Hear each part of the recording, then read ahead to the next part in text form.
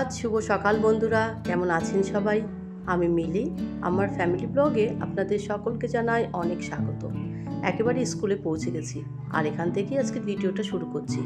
রিজু স্কুলের গেটের মধ্যে ঢুকে গেছে আর রায়ানকে এবার নিয়ে আমি যাব। ওর বন্ধুরা এসে গেছে, তাই ও বললো মা আমি চলে যাই। যাই হোক, রায়ানকে ক্লাসে ঢুকিয়ে দিয়ে আসলাম। দিয়ে এসে এবার দেখুন, রায়ানের জন্য একটা ড্রয়িং বুক, একটা সেলোটেপ আর একটা ফেভিস্টিক কিনে নিলাম। বাড়িতে চলে এসেছি, এসে ড্রেস চেঞ্জ করে একটু বসেও ছিলাম। তারপর কিছুটা সবজি নিয়ে এলাম। কী সবজি নিয়ে এলাম চলুন আপনাদেরকে দেখাই। আর আজকে রোদটাও উঠেছে ভীষণ পরিমাণে। কি রান্না করব এখনো পর্যন্ত বুঝে উঠতে পারছি না। চলুন আগে তো কি নিলাম সেটা আপনাদেরকে দেখাই।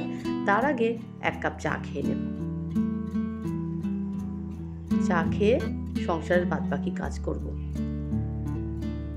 সকাল থেকে তো চলতে থাকে একটা যুদ্ধ। সংসার মানেই তো সারা দিনের যুদ্ধ। এই দেখুন, চাটা খেতে বসলাম, ওইদিকে দুধওয়ালা এসেছে। দুধের প্যাকেটগুলো নিয়ে তারপরে ধুয়ে ফ্রিজে রাখবো।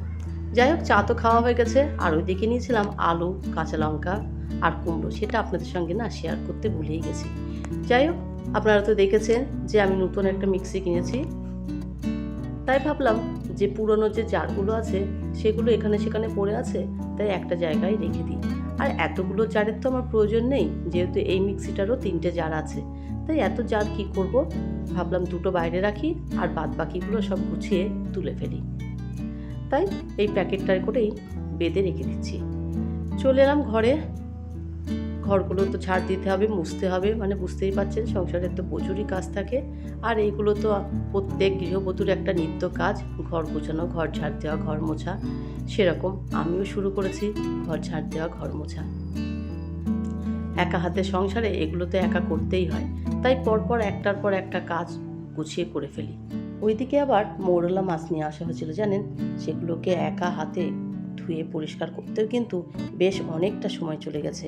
সেগুলোও আপনাদের সঙ্গে আজকে শেয়ার করিনি, কারণ ওই মাছ ধোয়া দেখাতে গেলে ভিডিওটা অনেকটা বড় হয়ে যাবে। যাই হোক, চলুন রান্না বান্না শুরু করে দিই। বললাম যে মৌরলা মাছ নিয়েছি, তার জন্য আলু কেটে নিয়েছি।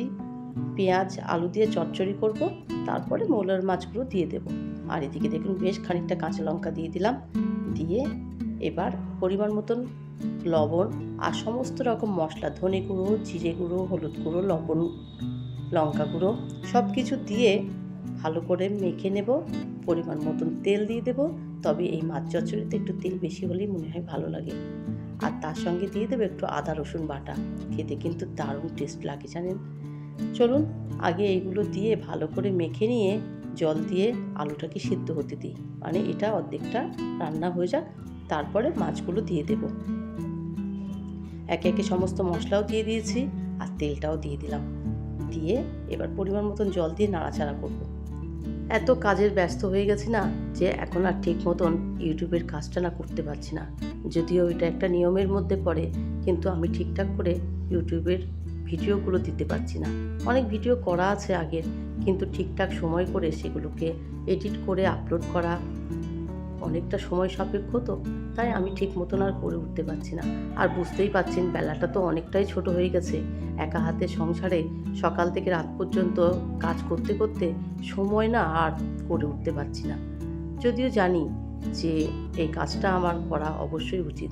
আর শরীরটাও কিন্তু কয়েকদিন ভালো যাচ্ছে না, যেহেতু ওয়েদারটা চেঞ্জ হচ্ছে, তাই আমারও ঠান্ডা লেগে গেছে।